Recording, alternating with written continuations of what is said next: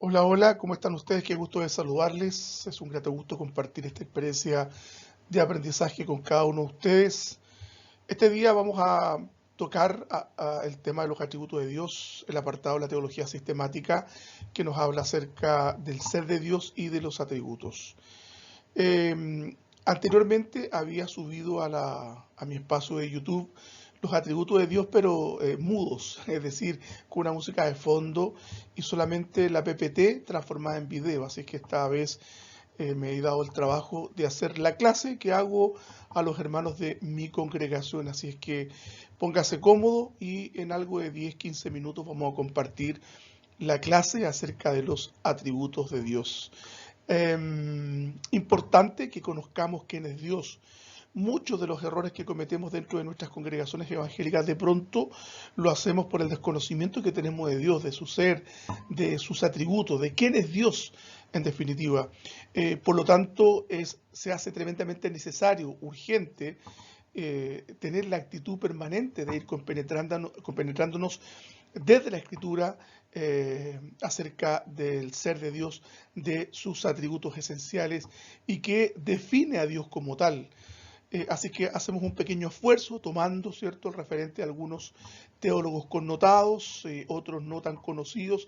Incluso, permítanme señalarles que hemos tomado algunos teólogos que no necesariamente son de la línea reformada, pero que nos ayudan también a configurar un cuadro más heterogéneo respecto a la teología, eh, perdón, a la teología propiamente tal, a lo que tiene que ver con Dios. Así es que póngase cómodo y vamos tratando ya el, el ser de Dios desde entonces la mirada de la teología propia.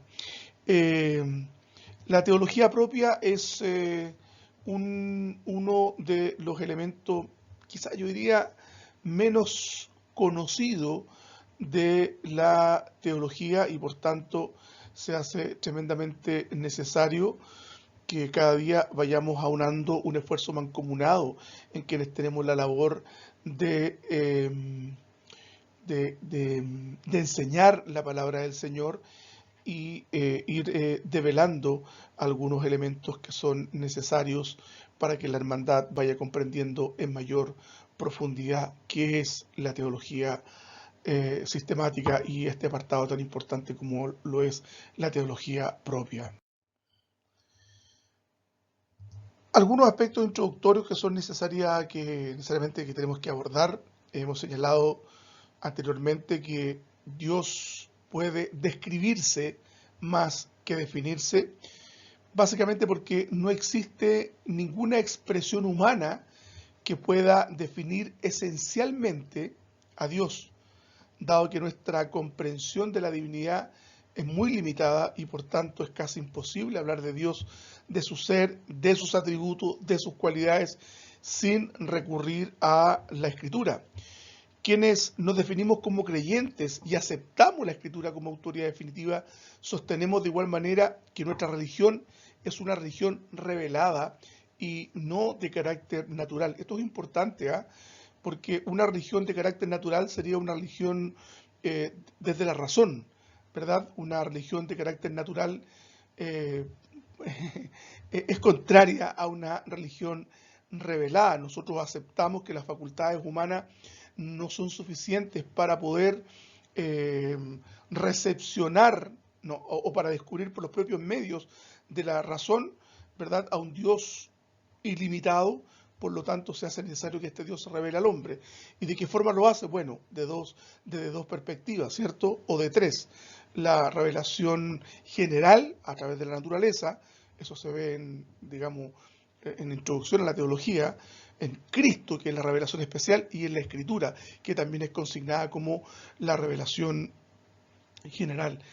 La mayoría de los filósofos deístas y los agnósticos del siglo XIX aceptaban la religión como algo natural, por lo tanto a Dios solamente se le conocía por los aspectos o por las facultades solamente de la razón, por lo tanto a Dios se le conocía bajo los presupuestos de la razón, no había por lo tanto una religión revelada.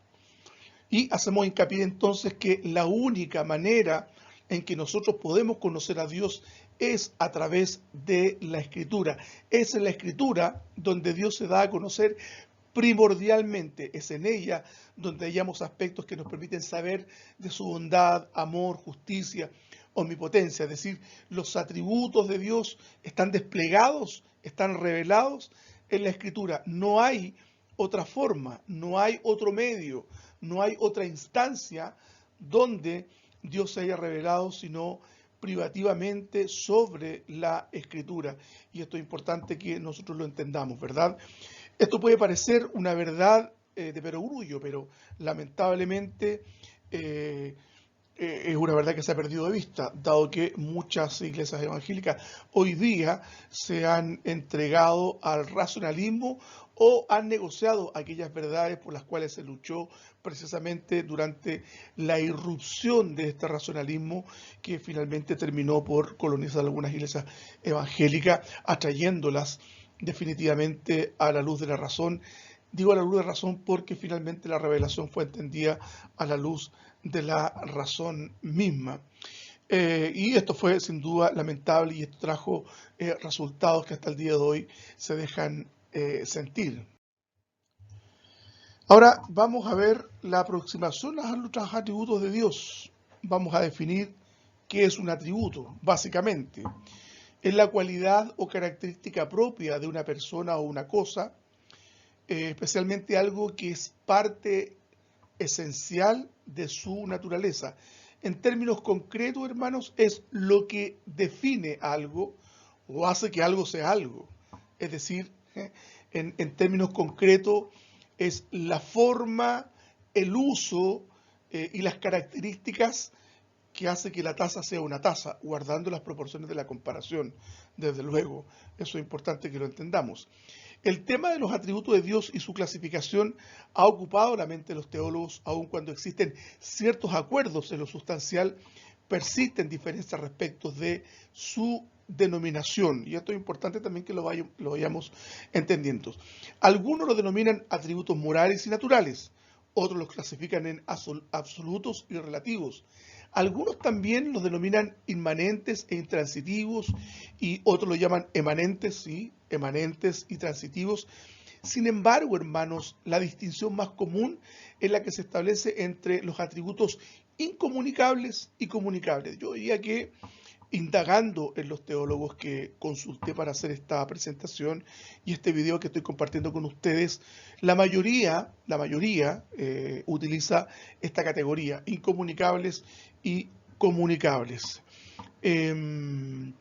Y a partir de esto nosotros también vamos a construir esta presentación de tal suerte que vamos a utilizar esta categorización que hace Berkhoff también, que hace Gruden, que hace Roland McCune, que hace Charles Hodge, y a mí me parece mucho más comprensivo que el otro. Yo recuerdo cuando estaba, antes de entrar a la fe reformada, y estaba en una congregación de carácter pentecostal, y estudiábamos a Miles Perlman, ese texto pequeño sobre teología sistemática, estudiábamos, recuerdo, desde otra perspectiva, al ser de Dios, y no recuerdo que lo hayamos llamado de esta manera.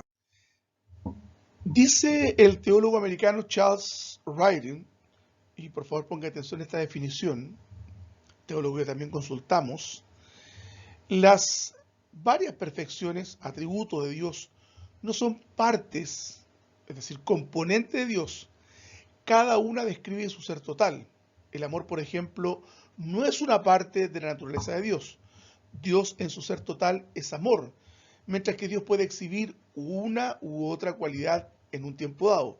Ninguna cualidad de Dios es independiente o preeminente sobre otra, o alguna de las otras. Esto tiene que ver mucho, hermanos amados, de pronto cuando se intenta probar de que este Dios en el que nosotros, al Dios que nosotros adoramos, servimos, de pronto está como subsumido en el atributo del amor. Y muchas veces nuestra predicación es, ven porque Dios te recibe tal como estás, porque Dios es amor. Recuerdo hace un tiempo atrás, en una de las marchas del orgullo homosexual que se hizo acá en Chile, hubo una iglesia, me parece que fue una iglesia bautista, en que los hermanos de esa congregación salieron a la calle a dar abrazos de madre. ¿Verdad? Salieron los hermanos y las hermanas, ¿cierto? Y a las personas que desfilaban ese día les comenzaron a dar abrazos, precisamente exaltando el atributo del amor. Entonces, ¿cuál era el fallo en el análisis que ellos hacían?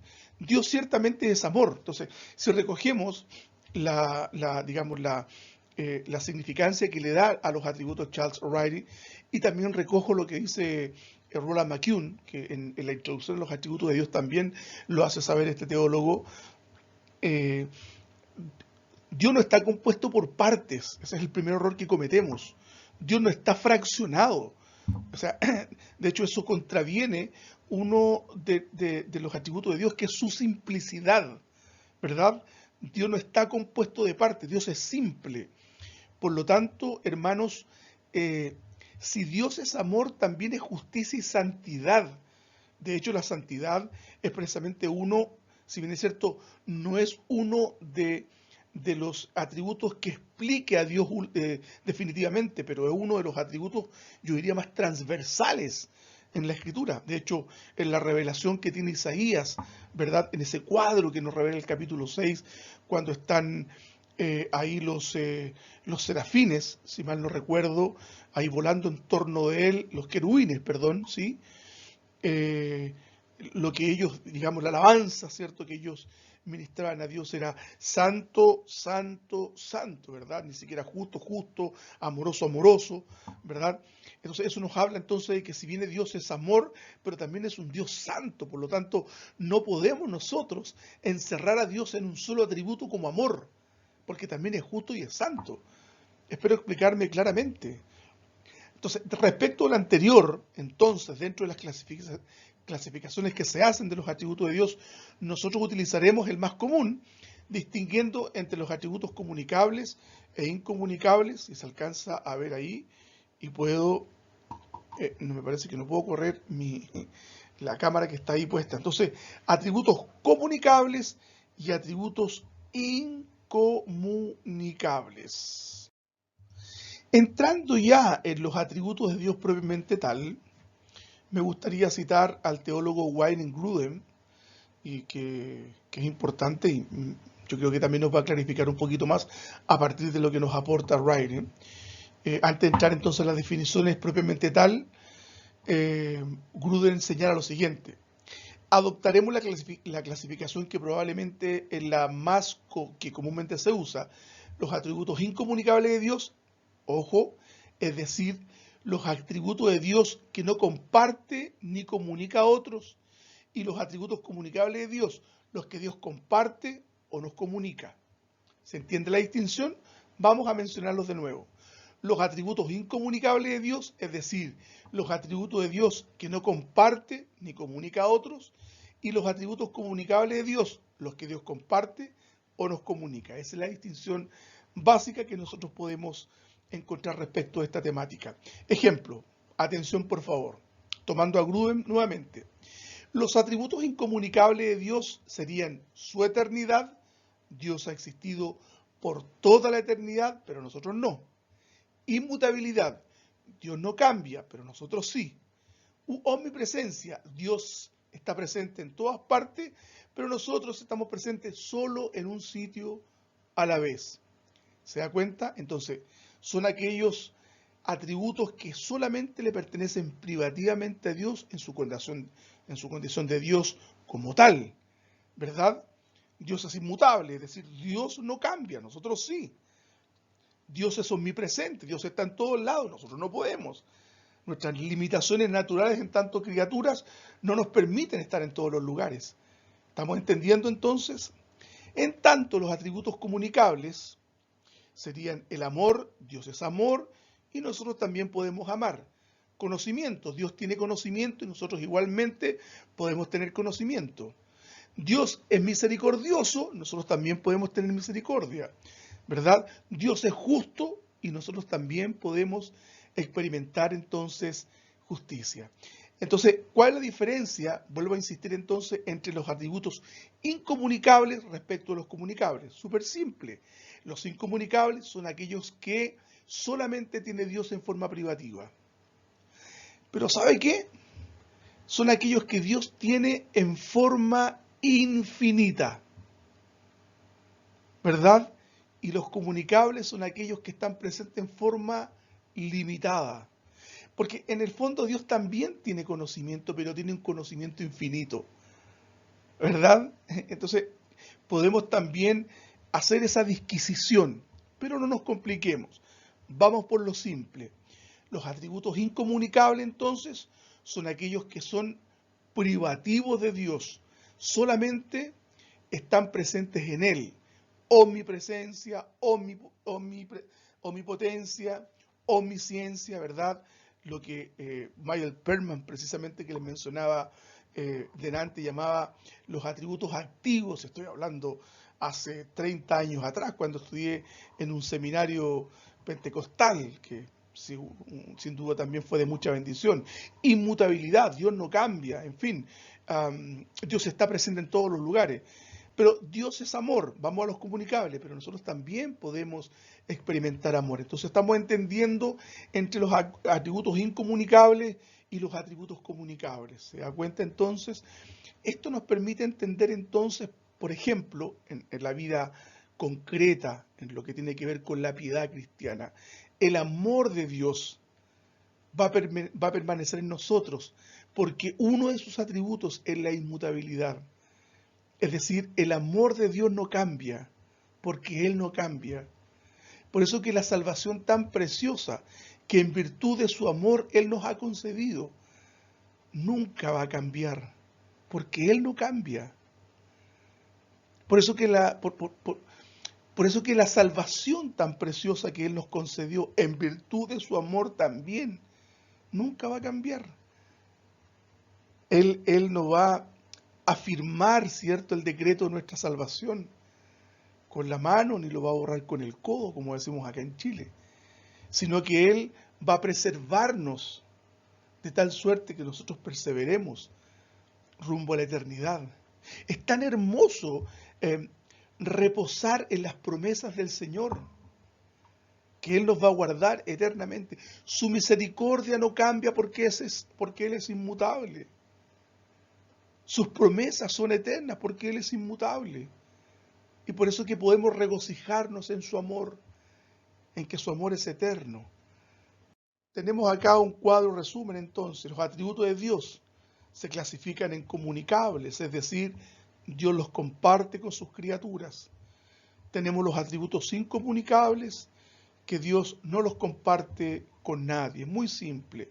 ¿Se fija usted entonces? Tenemos los atributos de Dios que se clasifican en comunicables, que Dios los comparte con sus criaturas, y tenemos los atributos incomunicables, que Dios no los comparte con nadie. Y usted tiene que ir también estudiándolos. Comunicables, amor, bondad, misericordia, ¿cierto? Son atributos que están presentes en Él y que están presentes en nosotros. Incomunicables, la omnipresencia, omnipotencia, ¿cierto? Dios todo lo sabe, Dios es inmutable, en fin, todas aquellas cosas que están presentes en Dios y que no están presentes en nosotros, en tanto son criaturas. Atributos, no se olvide, lo que hace que Dios sea Dios propiamente tal y que lo diferencia con nosotros respecto de nuestra calidad de criatura. Vamos a ver entonces los atributos comunicables de Dios. Dios es amor. Juan 4:8. Mire, fíjese, el que no ama no ha conocido a Dios, fíjese, porque Dios es amor. Fíjese cómo es definido a Dios en este texto de 1 Juan 4:8. Dios es amor. Lo que define a Dios como un atributo es el amor. Es el amor claramente en Dios en forma exponencial, infinitamente hablando. Salmo 103:13, aquí está, forma implícita, ciertamente, fíjese usted, como el Padre se compadece de los hijos, así se compadece Jehová de los que le temen. Reina Valera actualizada, estoy citando. Está implícitamente expresado cómo Dios nos ama, como el Padre ama a los hijos.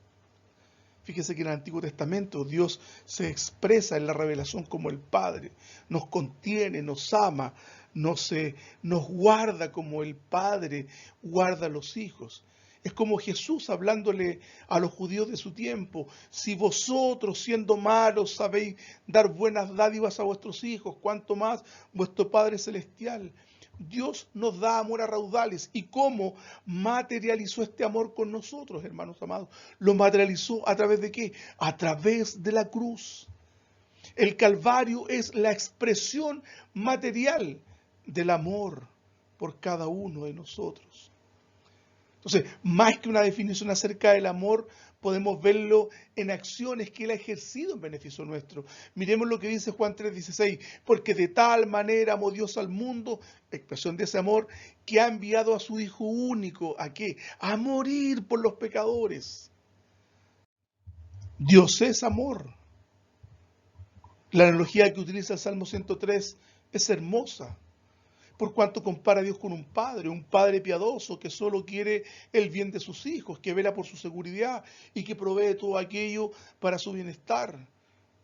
Pacientemente esperé al Señor y Él se inclinó hacia mí. Siempre veo la imagen del Padre respecto del Hijo. Ahí está, inclinando su oído. Importante mencionar que el amor de Dios implica disciplina, ¿verdad? Es un Dios que disciplina.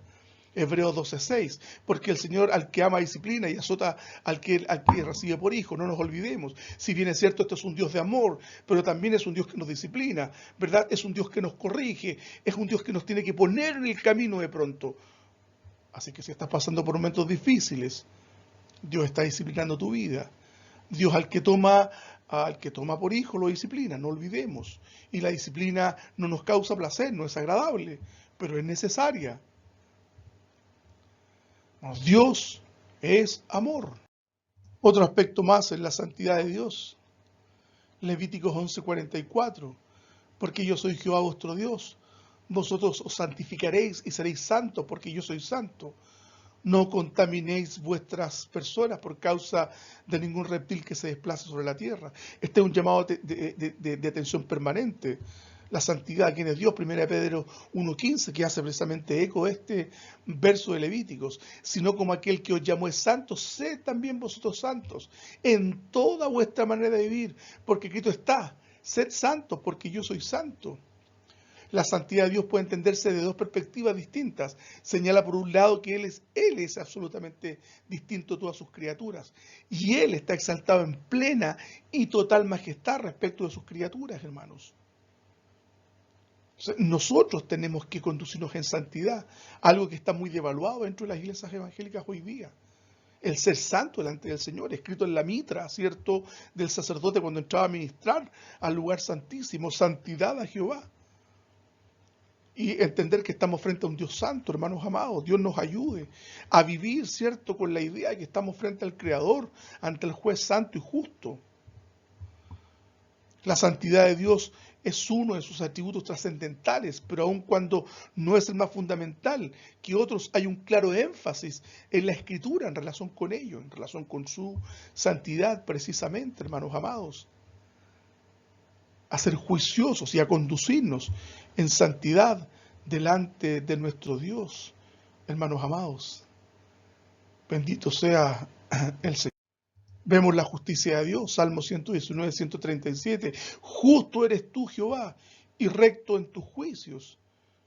La justicia de Dios que tuvo que ser satisfecha en Cristo. El concepto de la justificación de Dios que nos imputó a través de Cristo es una de las doctrinas más maravillosas que encontramos en la Escritura, en el Antiguo y en el Nuevo Testamento. Justo eres tú, oh Jehová, y recto en tus juicios.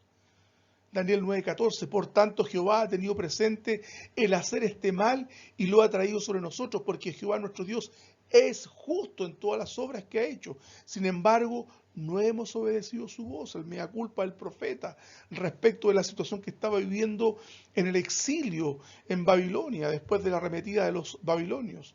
El teólogo Whitney Gruden define la justicia de Dios de la siguiente manera. La justicia de Dios quiere decir que Dios siempre actúa de acuerdo con lo que es recto y Él mismo es la norma que define lo recto.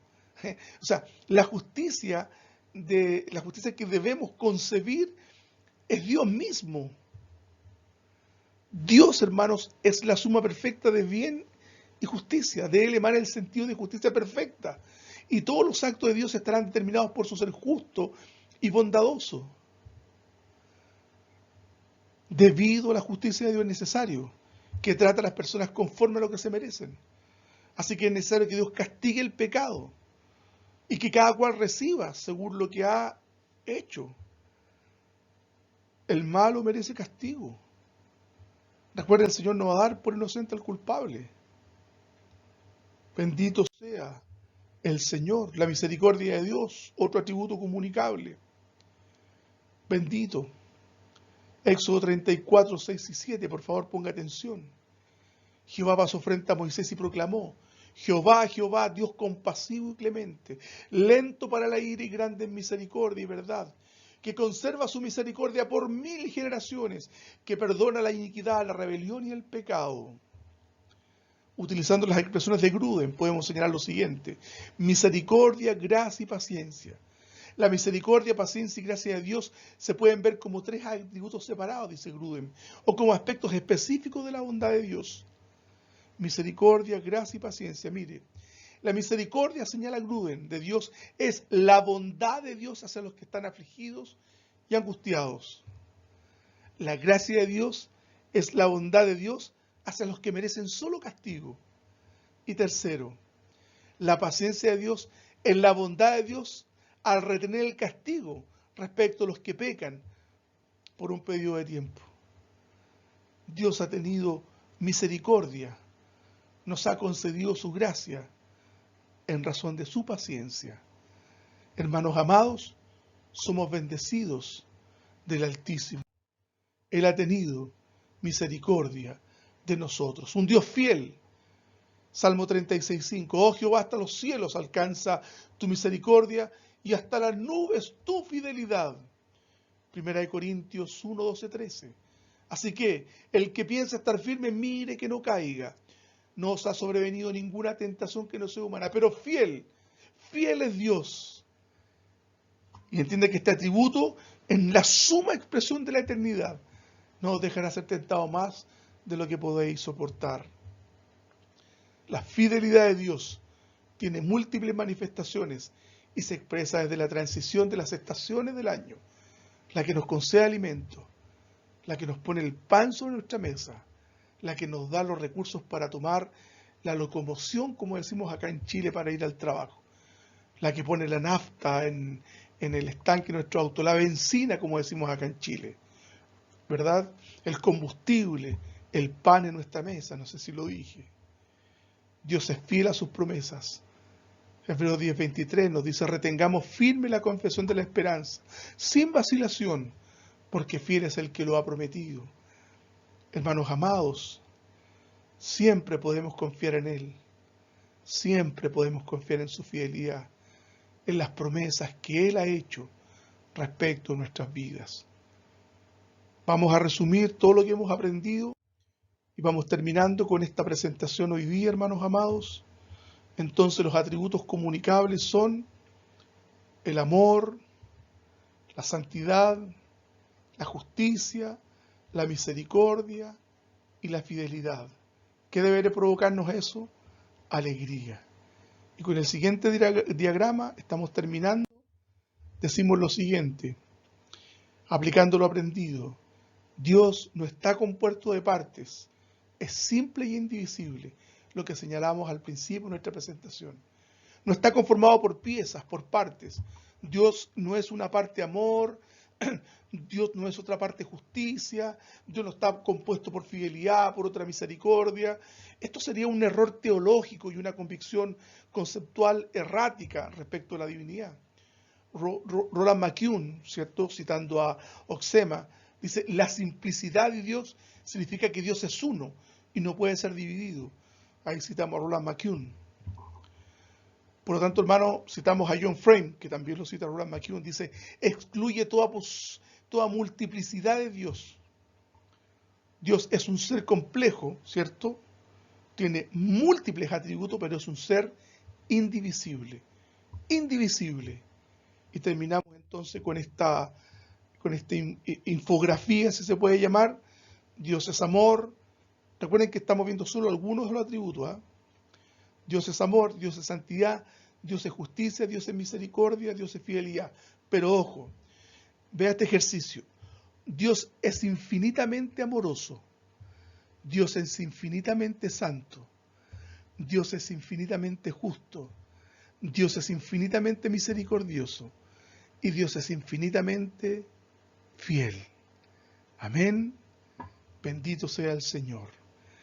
Espero que haya aprendido algunas cosas importantes respecto de la teología propia. El Señor les bendiga y la próxima vez que nos encontremos vamos a ver los atributos incomunicables y también les quedo debiendo los nombres de Dios que sería anterior a esto.